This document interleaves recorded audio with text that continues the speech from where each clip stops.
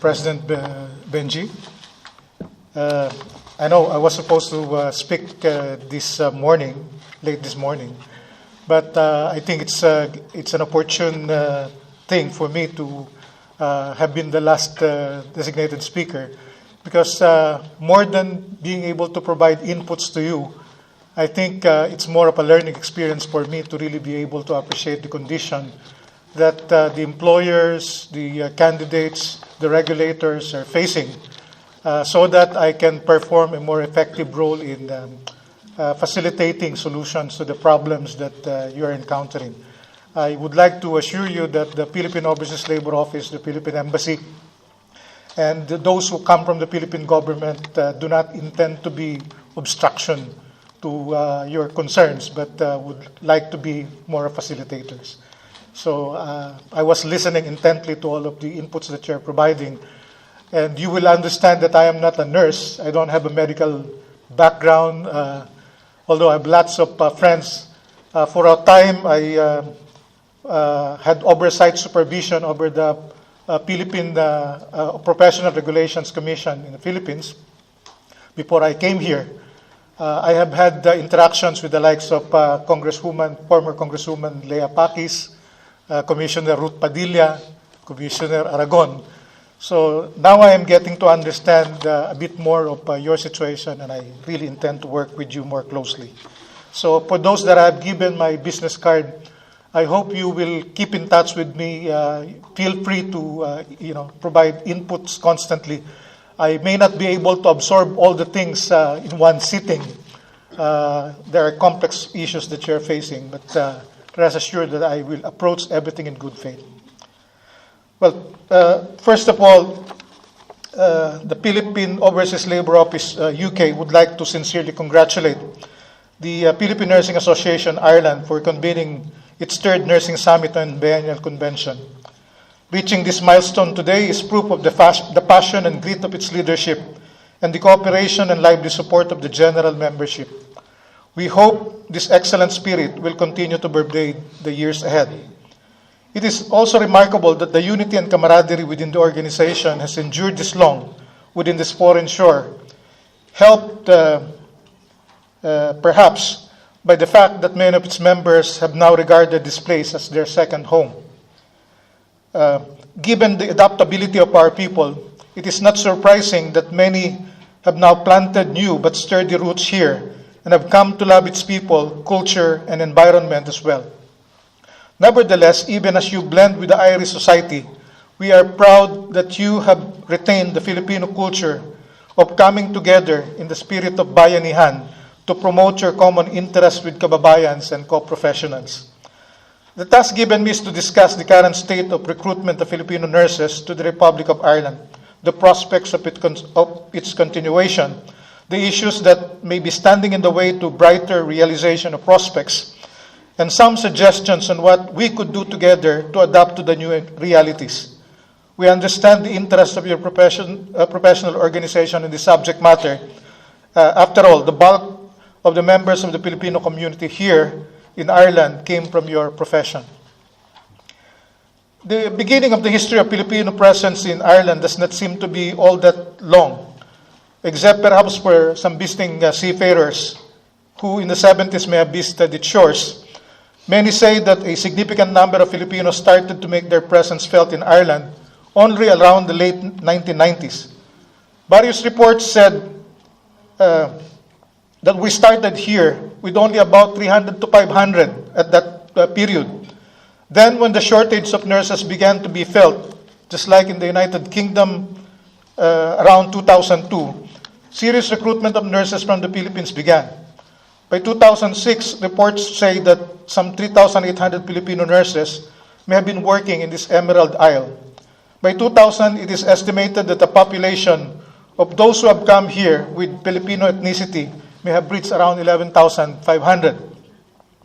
And the census reportedly taken in 2011 counted that ethnic Filipinos may have reached close to 12,800. So by now, it should be a lot larger than these counts. At a point in time, Ireland appeared to have become the third biggest foreign country employer of Filipino nurses after Saudi Arabia and the United Kingdom. Outside the European Union or the European Economic Area, the Philippines appears to be the primary source of foreign nurses to Ireland, followed by India. We could offer two general. Well, why have Filipino nurses become so highly demanded in this part of the world, and yet we continue to face some problems?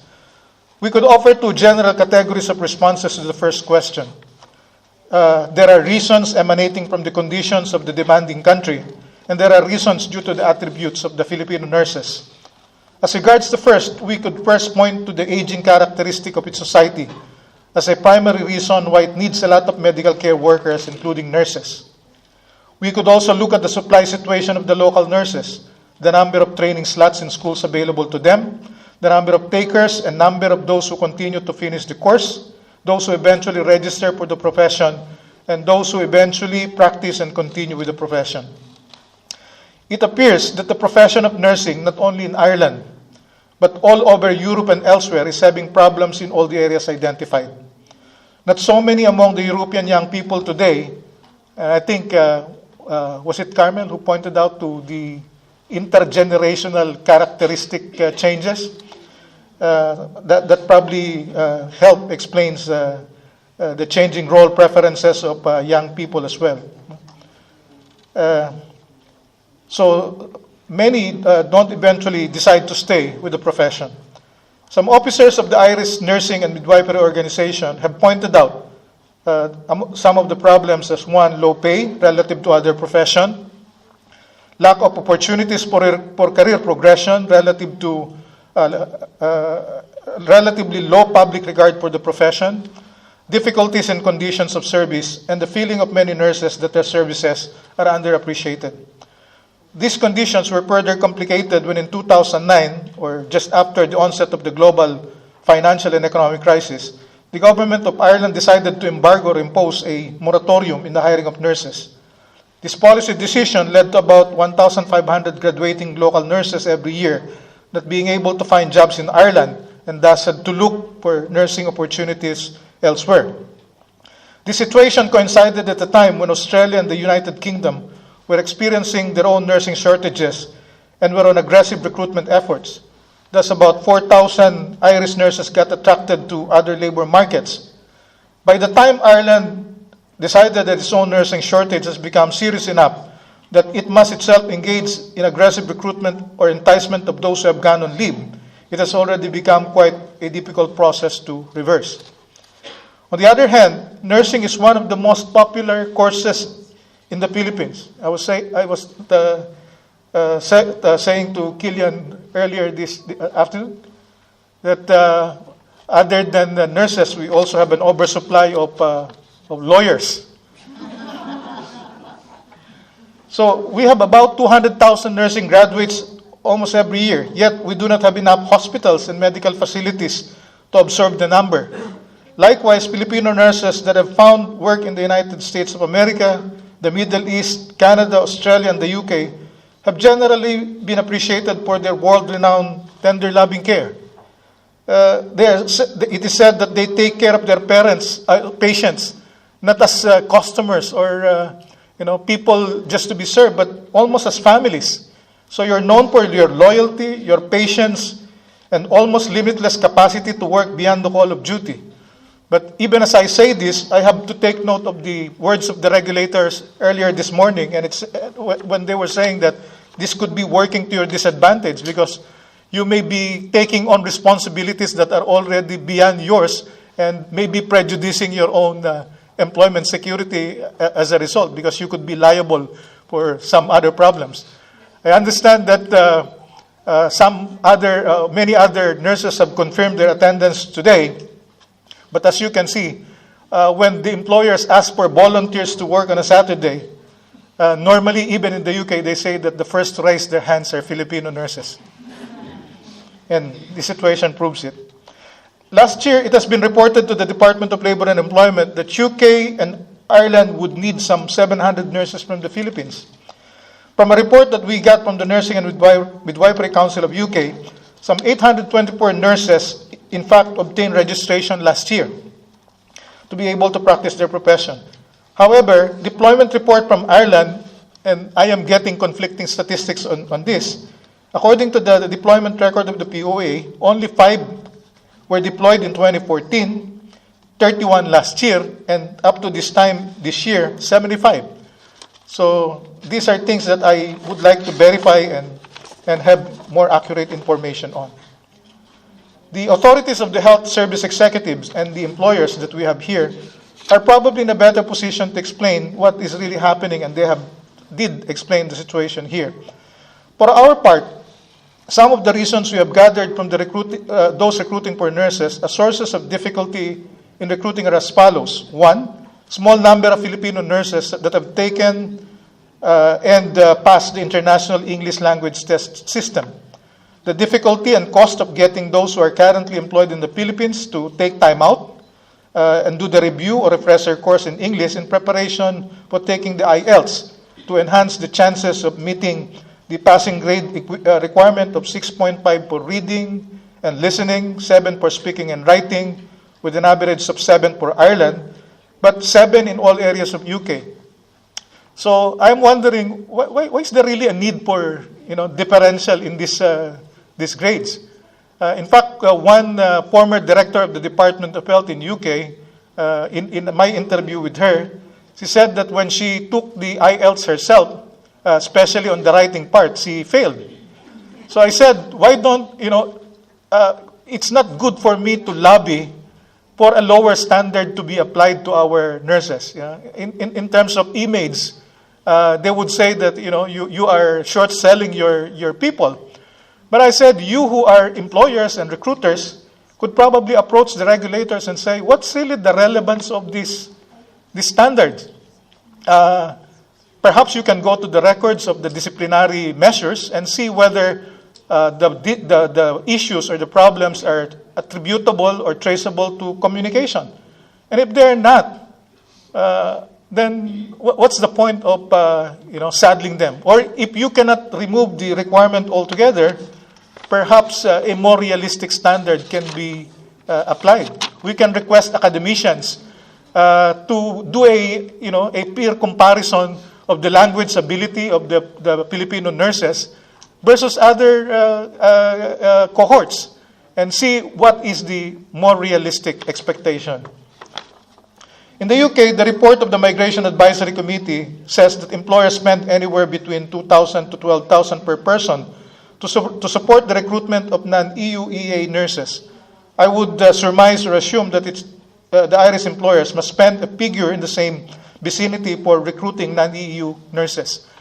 This figure sounds, for Filipinos, so exorbitant, so huge.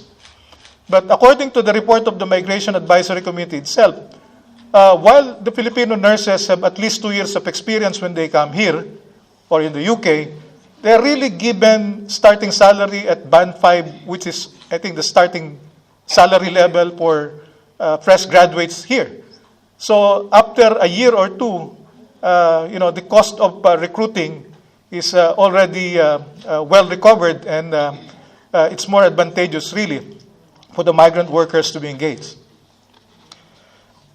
Well, the rationale for Philippine worker protective policies, and I've heard many employers complaining that our policies are too protective.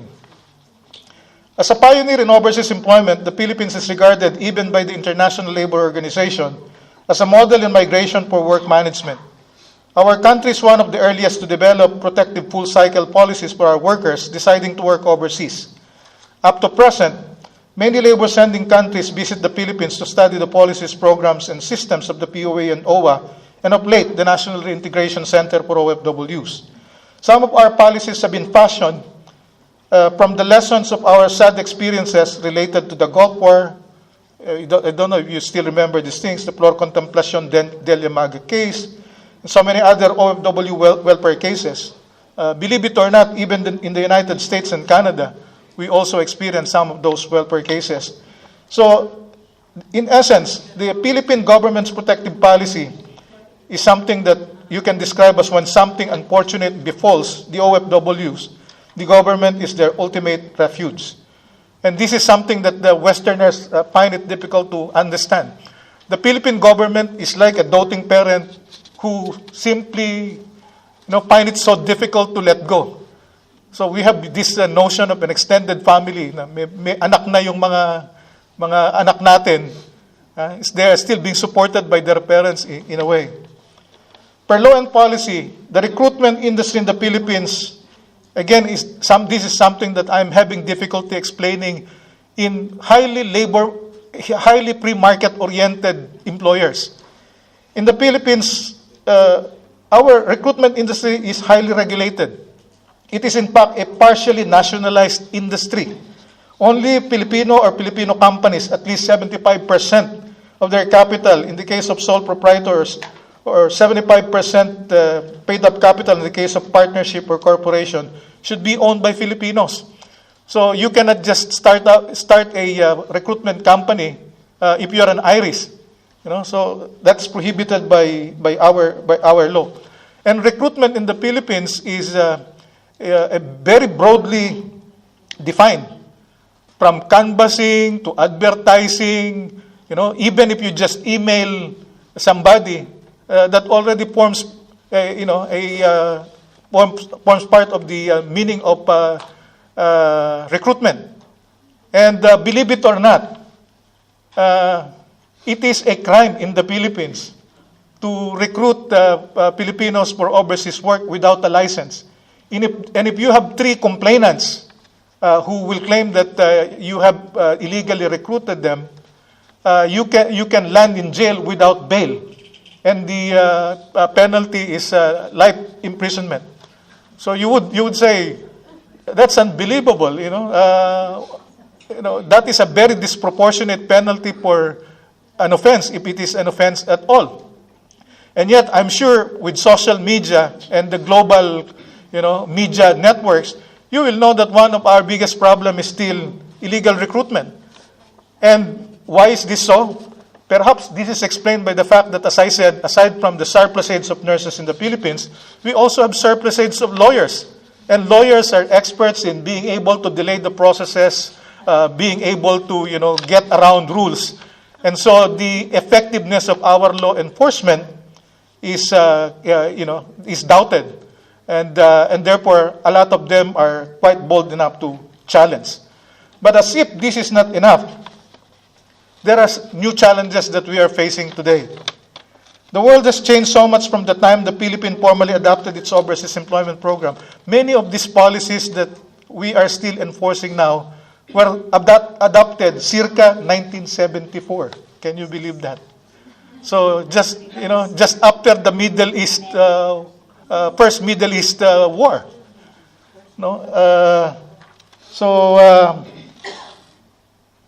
Actually, some people, when we're asked, what is the meaning of verification, Mr. Labor Attache? When you do verification, do we just submit documents and then you put red ribbon and your signature and that's it? Believe it or not, the original essence of verification is we're supposed to check the consistency even of your employment contracts with the regulations and policies of the host country as well as the Philippine government side. We ought to check the viability of the enterprises or companies that are hiring Filipinos. Can you imagine how difficult that is today? With all the privacy information protection law, even international conventions are so difficult to enforce nowadays.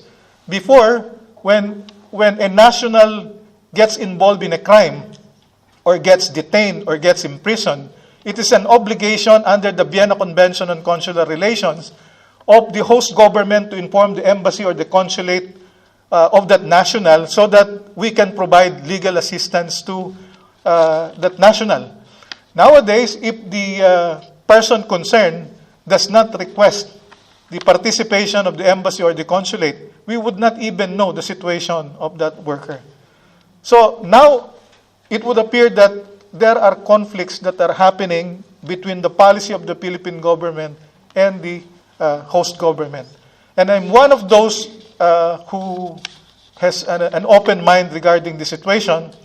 And I have always been recommending to the POE and the Department of Labor and Employment to review our policies, not towards stricter regulation, but probably towards lesser regulation. Because, so many things are now very difficult to enforce. Before, even before you can advertise the job vacancy, you need the consent of the POEA. If you don't get the permission of the POEA, you can be penalized. Your license can be canceled or suspended. But now, how do you stop those who are advertising via Facebook? How do you stop those who are directly emailing? Believe it or not, even my own email has been simulated by some people, some of them pretending to be based in the United Kingdom, but actually based elsewhere. They have the audacity to even call employers in the Philippines, recruiters in the Philippines, do Skype with them and pretend that they are based in UK or Ireland, when in fact they are based elsewhere, and they're using telephone numbers that are just forwarding telephone numbers. So the technical complexities of these things are quite so difficult. And yet in January this year, February this year, the POEA adopted the policy reiterating the ban on direct hiring. And I think most of you are interested in direct hiring. I think I will not mention one company here. In fact, I asked some clarification because they were trying to hire via direct hiring, and they said, we could still hire via direct hiring because we have hired less than 10 workers yet, or 10 nurses yet. But in the previous years, when I look at the records of the POA, I found out that they have hundreds of nurses already before. So their understanding was that the 10 was a limit for its hiring, or the 10 was the limit for yearly hiring, without understanding that that 10 before was actually an absolute limit. Because as a general rule, as I said, it is illegal to recruit any Filipino for overseas work without a license. Direct hiring originally was called name hiring, and it was meant to be just some kind of a test recruitment. So you are allowed to recruit a few, like 10, so that the employer can experience how it is to engage or to employ a Filipino. But beyond the 10, subsequent hiring should already involve a licensed recruitment partner in the Philippines. So the new rule even reduced the number to 5. So now you can only do first-time hiring with a limited number of 5. And beyond that, you already must engage a licensed recruitment agency. But the way the language of the rule was formulated creates some confusion, because it said, and I will quote, you can do direct hiring, by the way, by first obtaining a permission from the Secretary of Labor and Employment.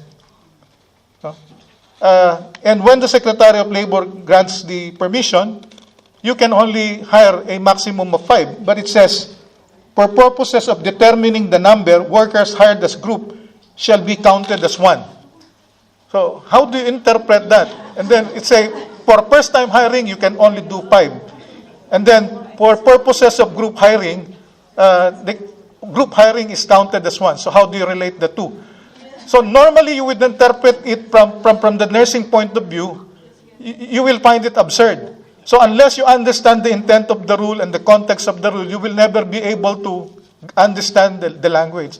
But actually, this is a general rule that does not apply only to nursing. It applies to all recruitment of Filipino workers. And group hiring actually, in my opinion, pertains to inherent hiring as groups, like bands. Now, you cannot imagine hiring a band composed of only one person. So if you hire a band, obviously there will be more. So hiring of that nature will be counted as 1. But for nurses, each individual will be counted as 1. And the language here, when it says first-time hiring, actually the intention is when you hire for the first time, the limit is 5. So sometimes this is the difficulty in the way we use the English language.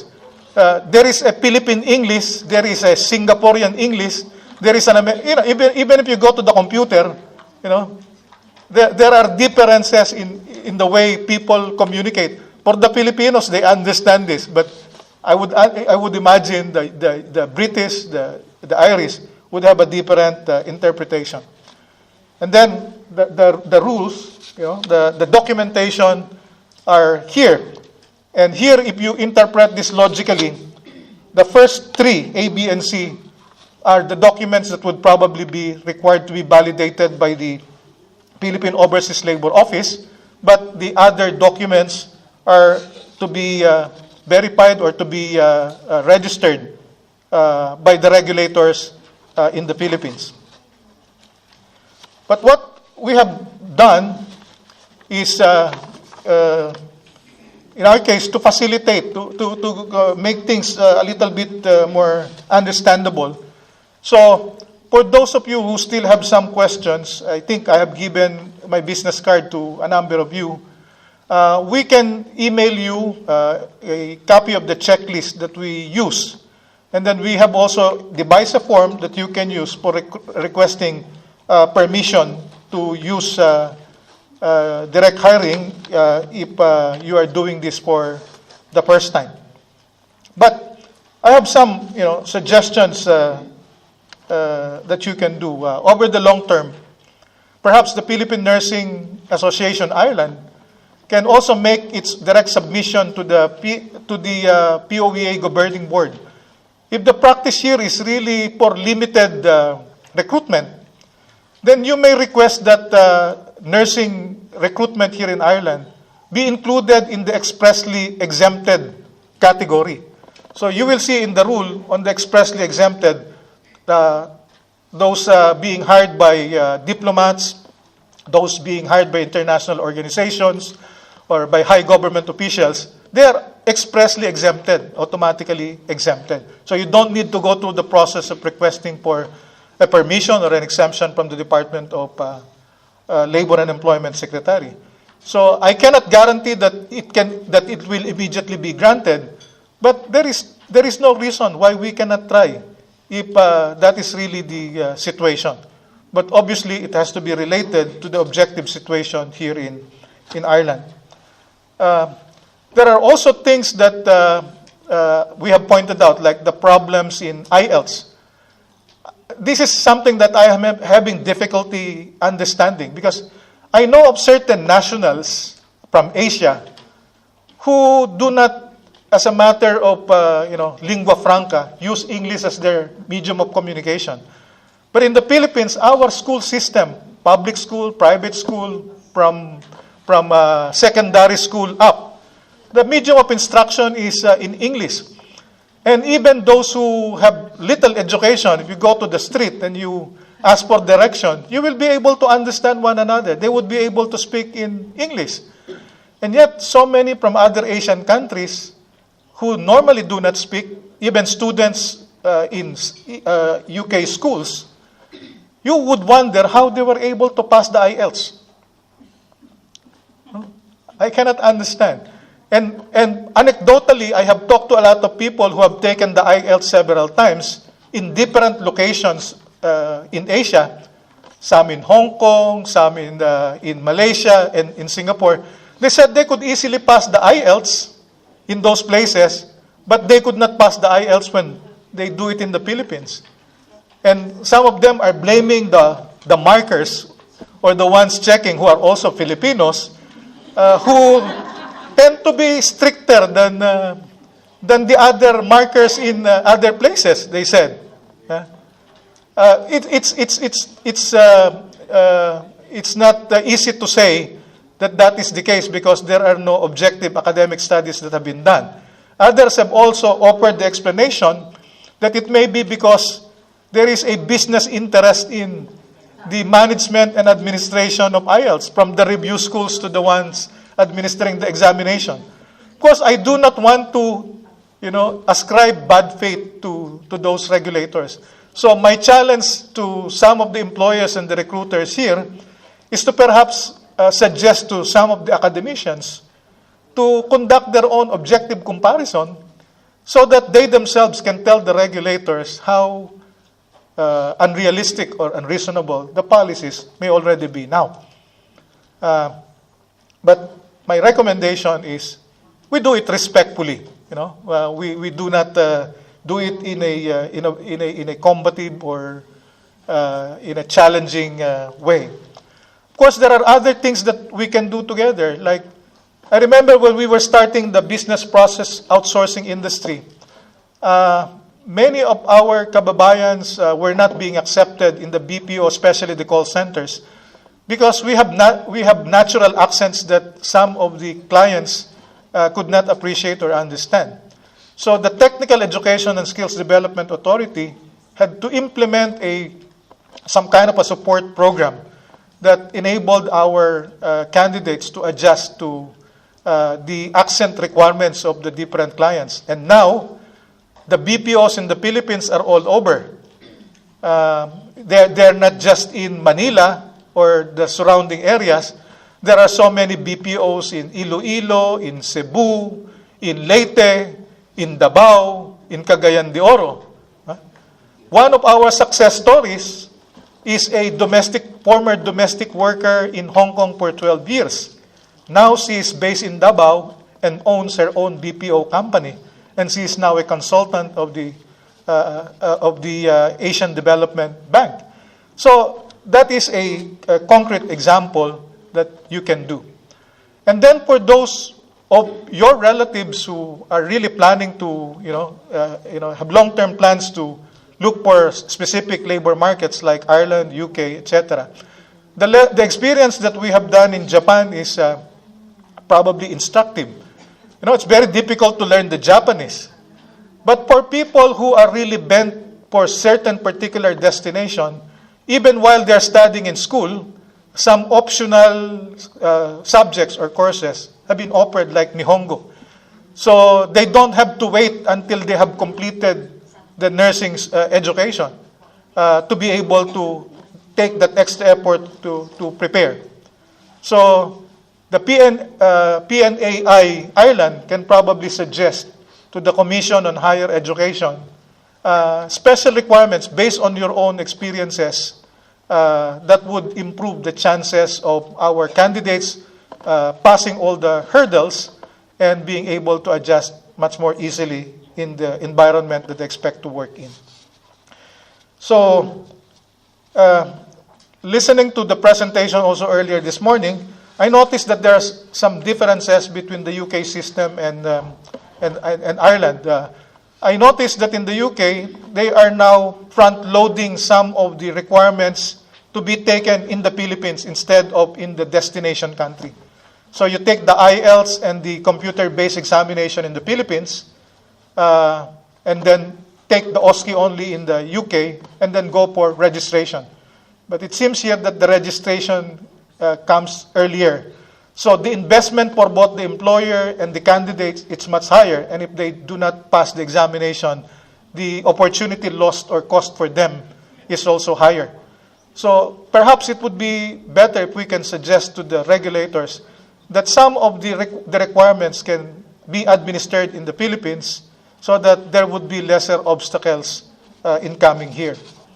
I also get to appreciate better because I've been hearing from some sources before that the adaptation option has already been lost. So now it's clear to me that those two options are coexisting with one another.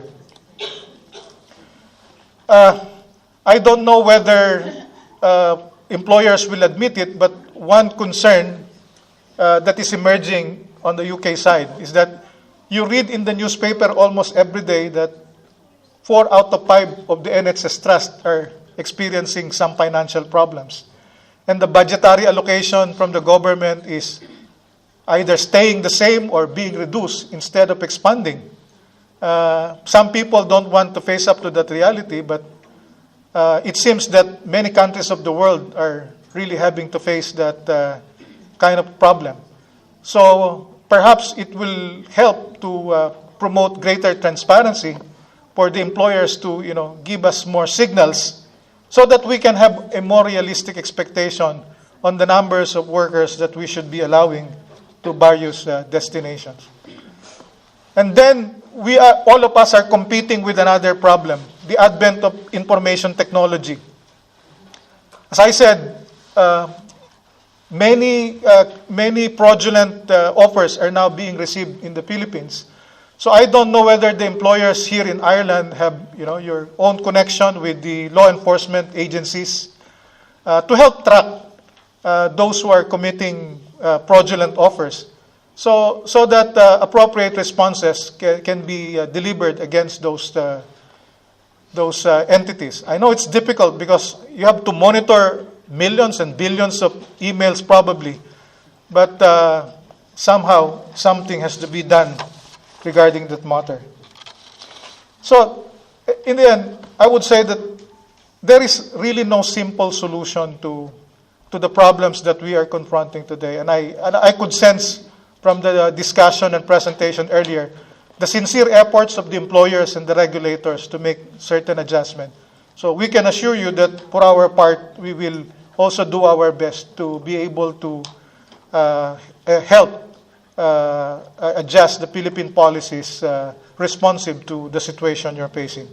Just like you, we understand that many of our families back home are relying so much on the contribution to the economy of those who are eventually able to land work overseas.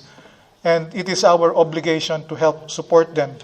And we should, in that spirit, work together because, for Filipinos, we approach these responsibilities not only as a responsibility to our families, but also to our country and to our faith.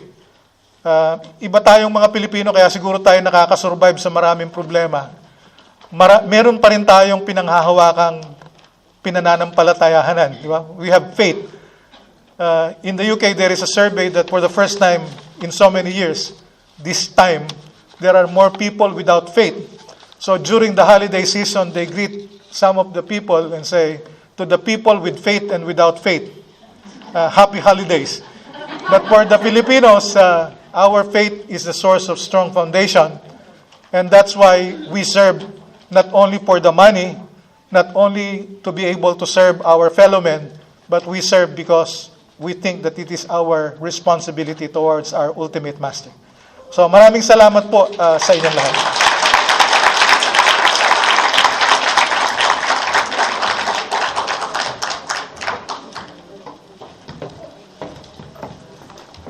I think everybody was enlightened by that talk there, Sir Reydeluz. Thank you very much. Thank you very much. I think at this time we will call our speakers to go in front for our open forum. Mr. Killian, Tanya, Ms. Francis, Ms. Carmel, and to call back as well,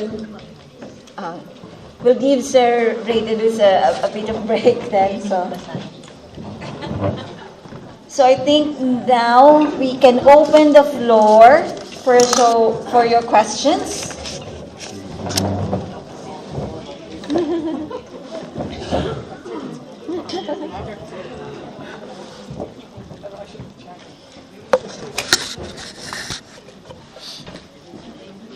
Thank you very much, Carmel Manan, Tanya King, Francis Campbell, Killian from Willis Group, and Labor Attache, Philippine Embassy, UK, Mr. Reydeluz Conferido, for sharing your brilliant knowledge, precious time, and effort that you made the time for us in this convention. Words aren't enough, or the plaque that we're going to give you, to show how we appreciate your input in today's convention. As for sure, we'll all be going home today armed with knowledge to become more efficient and be the best nurse all we could be, and proud to be a Filipino nurse. Thank you very much to all the speakers in behalf of the Philippine Nurses Association.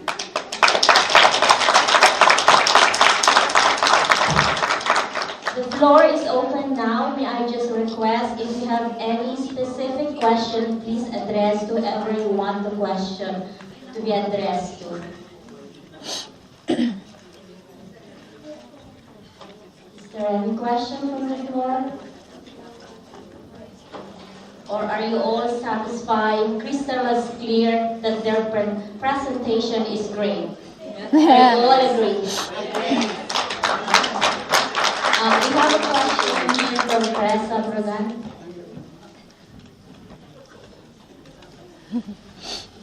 Somebody will ask a question. Once somebody asks a question, the rest will answer. And thank you for the presentation, especially from the different hospitals, especially from the matter. I used to work in the matter before. Good memories. I know the labor attache mentioned about the processing. Just for the awareness of everyone, the reason why it's harder now, because when we arrived here 14, 15, 16 years ago, we're on stamp 4. So it's a residence visa. All the nurses who arrive with the green card and now with the critical skills working permit, they are on stamp 1. So the problem with the stamp 1 is you cannot work with 2 employers. You're limited with only 1. You're tied up for 2 years before you can get the long-term, the stamp 4, which is good because the green card is after 3 years. Now it's only after 2 years. But when I was reading the new policy, after you get the critical work permit, you can apply for, because it's critical skill, you can apply with the Department of Justice for a residence and visa without needing papers. I don't know the details how it could happen. Because if you are on stamp 1 and on critical skills work permit, and then you can, because that's the Department of Jobs and Enterprise, once you get the certificate, the permit, you can apply to another department, which is the Department of Justice, so that you can have a residence visa now, because it's a demand skills. So I'm not sure if whether we need to clarify that, Ray, with the department here, because I know we're very short in the hospitals. Before, I'm working full-time in the nursing home, and then I can work part-time in the hospital, part-time in another nursing home, or when I was working in the matter before, I could work part-time in the other hospitals. So it helps, because the shortage now is so high. I remember 5 years ago, they mentioned half of the population of nursing in Ireland will be retiring. Every time I attend a nurses conference with the INMO, most of them are really retiring already. So I think the shortage will keep higher, and if we can make adjustment, I know it was the employers who requested it to be stamp 1, employers union, and I know the cost of expenses they have. But if they can adjust it, if they can work part-time, I know there are many agencies here. If they can work part-time, it will help address the shortage also with the other hospitals. And the only thing about nursing in the Philippines, we're all general nurses. In here, it's specialized nurses. If you're psychiatric nurses, you cannot work in the maternity. If you're intellectual disability, you cannot work in the general one. But for us, we can work everywhere. So the Filipino will be a big help addressing this, if there are overtime needed or if there are skills needed in other hospitals. So I think that's one thing, Ray, that we need to clarify with them. Thank you for your nice presentation.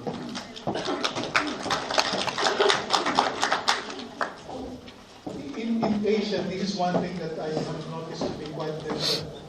In Asia, whenever there are new policies affecting workers, migrant workers, the government, the host government, as a matter of course, immediately informs the labor office about those changes.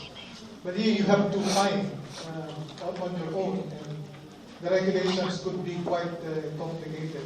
So this is where our networking can help a lot.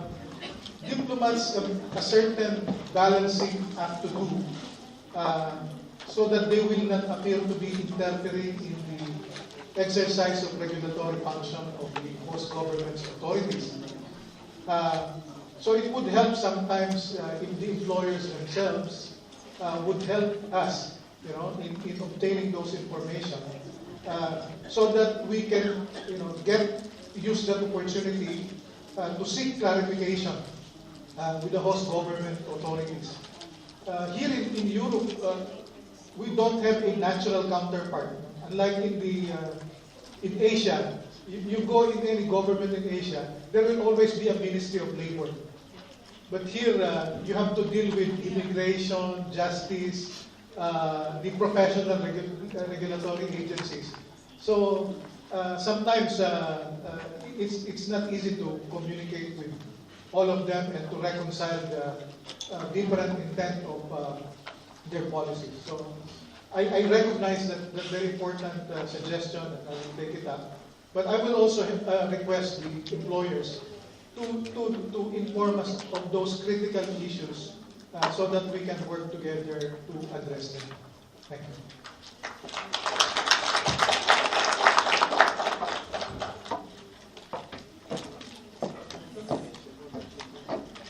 Good afternoon. My name is Chimel Madubar. Not a question, actually. I just want to commend the presentation of the 5 speakers. Working in the Amaro Hospital in high dependency. I don't have any question, but then if you would like to move or transfer to Amaro Hospital, nursing jobs at matter.id, please contact. Okay, right. Thank you, and good job, guys. Thank you.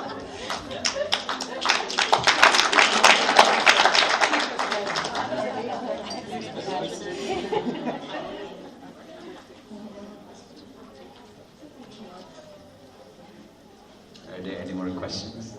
Can I just have a follow-up question? So in the nursing home, how much is the idea you have really the shortage in the nursing home? I know the HOC, I don't know, 5,000, 7,000, I don't know. For the nursing home, what's the shortage really? I couldn't give you a specific answer. It'd only be speculating. I know as a sector it is struggling across the board. Ourselves at the moment, we're fine in terms of that we've only had 1 nurse leave in the last year, so we've pretty strong retention because of Riesling developing very strong relationships and so on as well. But I would say it's very similar. As Tanya alluded to earlier, I suppose the HSC and naturally the acute settings are struggling as well, and they're filling their recruitment needs through overseas recruitment, but also looking for indigenous talent that's already registered there. And it's natural to understand that. So there's a hugely competitive environment within Ireland, which is creating difficulties.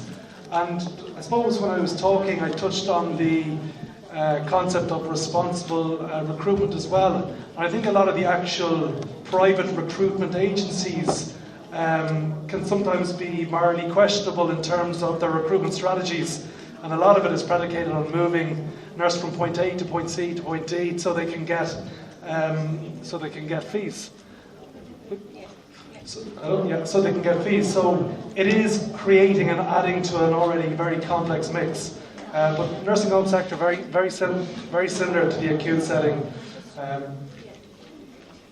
I might just contribute to that and say that the nursing home sector is one of the biggest growing sectors within Ireland in terms of development and the opening of beds.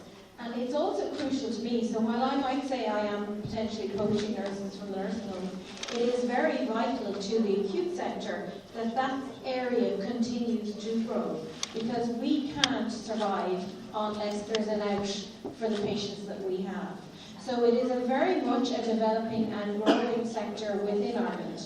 And I am absolutely supportive of, the continued recruitment of nurses for that sector as well. And I have to say, I found your talk extremely interesting. I had no idea of the number of graduates in the Philippines of nurses every year. So, it's hugely interesting to me to hear that there is that potential there. And while I don't have the figures, it is a growing sector, and we are encouraging, as the acute sector, the development and the growth of that sector to provide an outflow for us.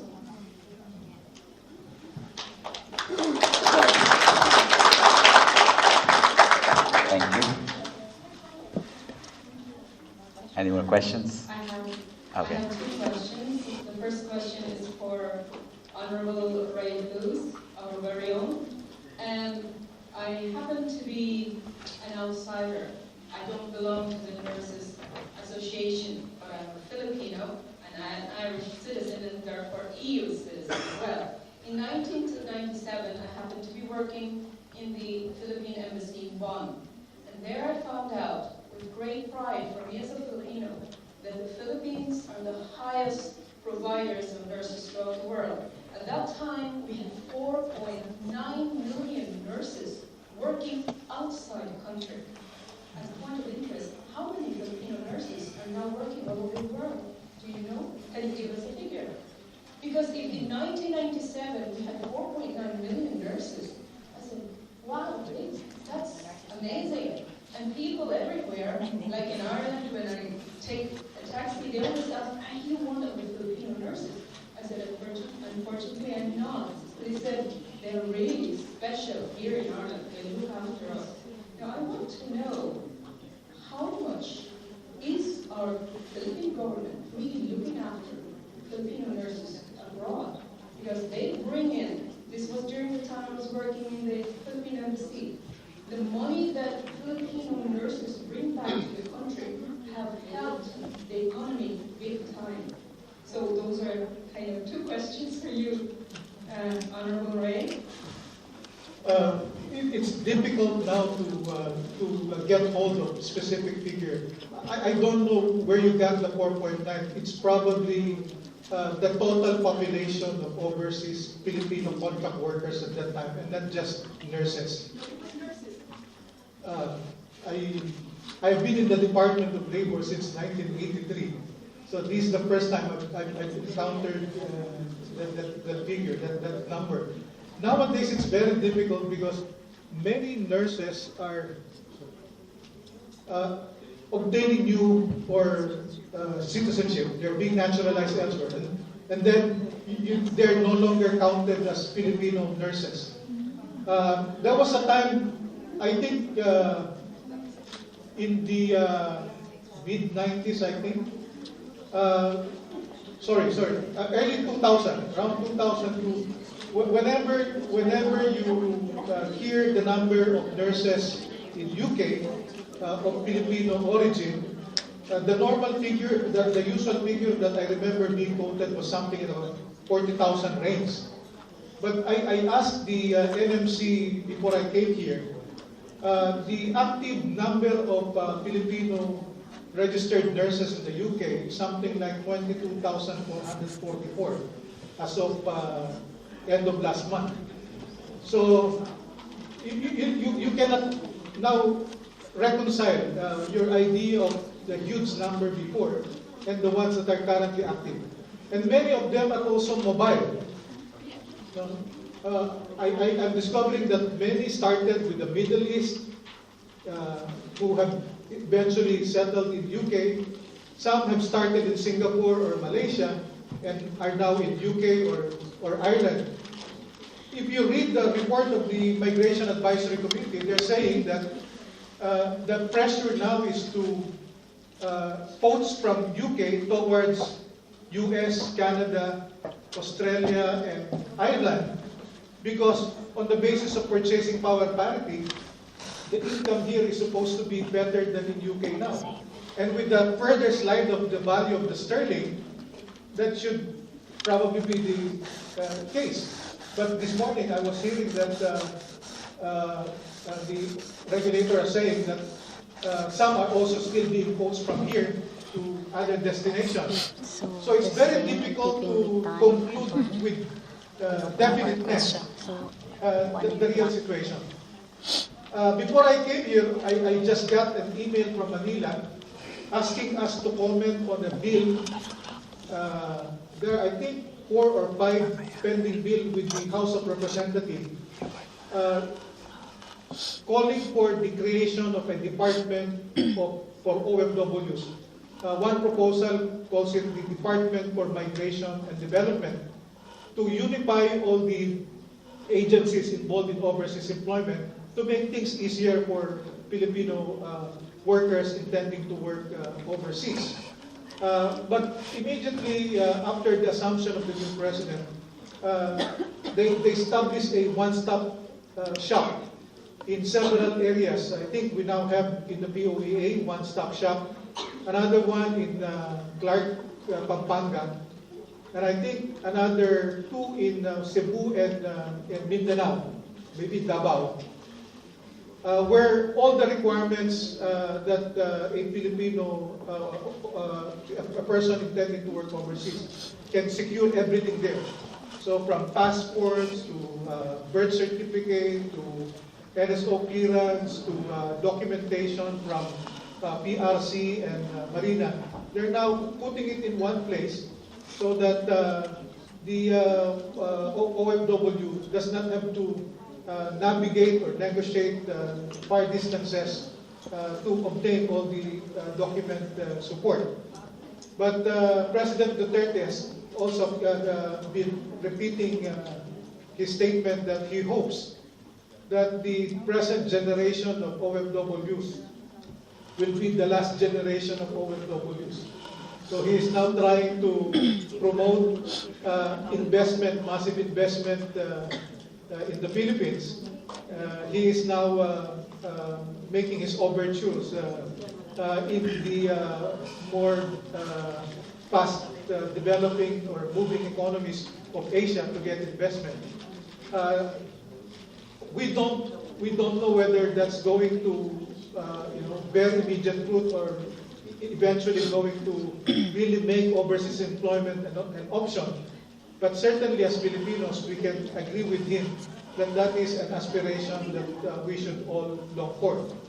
But with the world having become smaller and with the different population complexion in the world, we have become so interdependent. It's now difficult to imagine no Filipino being elsewhere in the world. In the same way that I think even the Irish also could not imagine being in Ireland alone. No? So many Irish are in the United States, and the Filipinos don't have a monopoly of irregular workers in the United States. Even Ireland has their own irregular workers in the United States. So this is now the world. So while we all aspire for a simpler, more idyllic world, the reality is we have to deal with all of these complexities and hope that we can survive by helping one another.